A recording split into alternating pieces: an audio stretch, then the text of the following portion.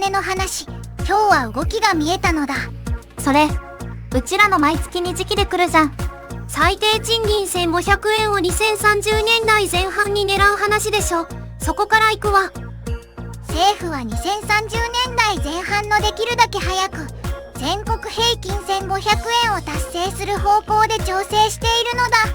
ふわっとした約束じゃなくなるなら少しは前に進みそうね。時給が上がるかどうかって毎月の空気が変わるじゃん。2020年代2500円って目標も残しつつ期限をはっきりさせる流れなのだ。2020年代の目標も残すなら時間との勝負ね。2つの目標が並んでるとテスト前みたいでそわそわする。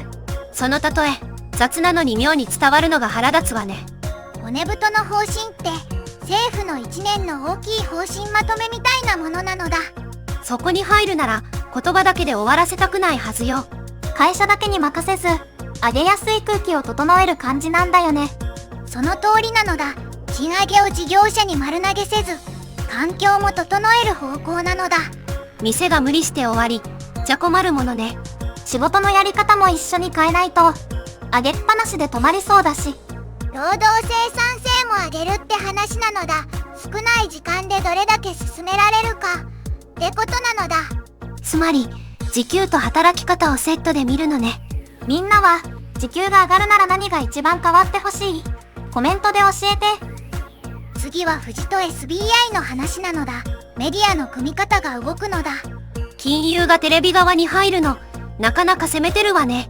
富士と SBI って正直かなり意外じゃん。3社でメディア事業の戦略的な業務提携について話し始めたのだ。業務提携は一緒に仕事を進める約束みたいなものね。仲良しっていうより役割を分けて進める感じだよね。アニメやドラマの制作、それに海外展開まで見ているのだ。作品が外に出ると当たった時の広がりは大きいわ。あーし、配信で海外コメント見ると盛り上がるからその感じはわかる。ファンドってお金を集めて動かす箱みたいなものよ。SBI の持ち札を使う発想かしら。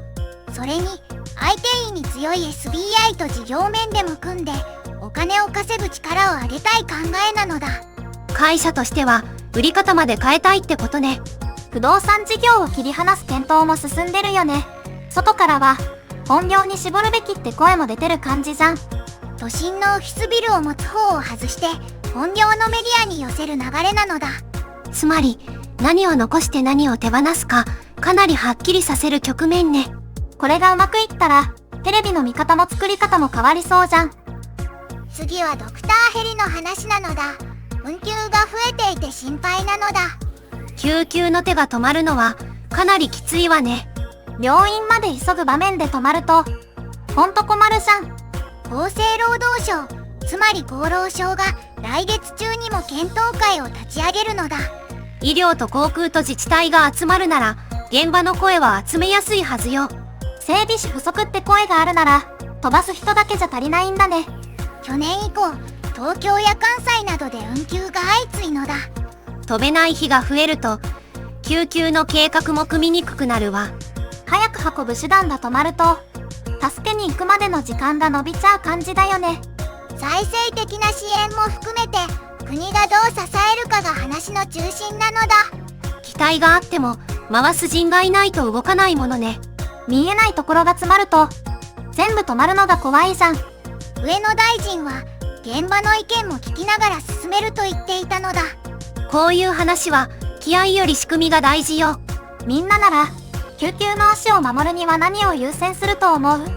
足は人の確保だと思う。まずそこを整えるのが大きな鍵なのだ。最後に厚生労働省の名前の話なのだ。そんなに長いのにちゃんと由来があるのね。2001年に厚生省と労働省が一緒になってできたのだ。名前そのまま合体した感じじゃん。日本語の通称は厚労省で中央省庁の中では予算規模が一番大きいのだ。名前だけじゃなく扱う範囲もかなり広いわね。だから雇用や医療や年金までいろんな話がここに集まるのだ。一つの省でここまで広いのちょっと意外だよね。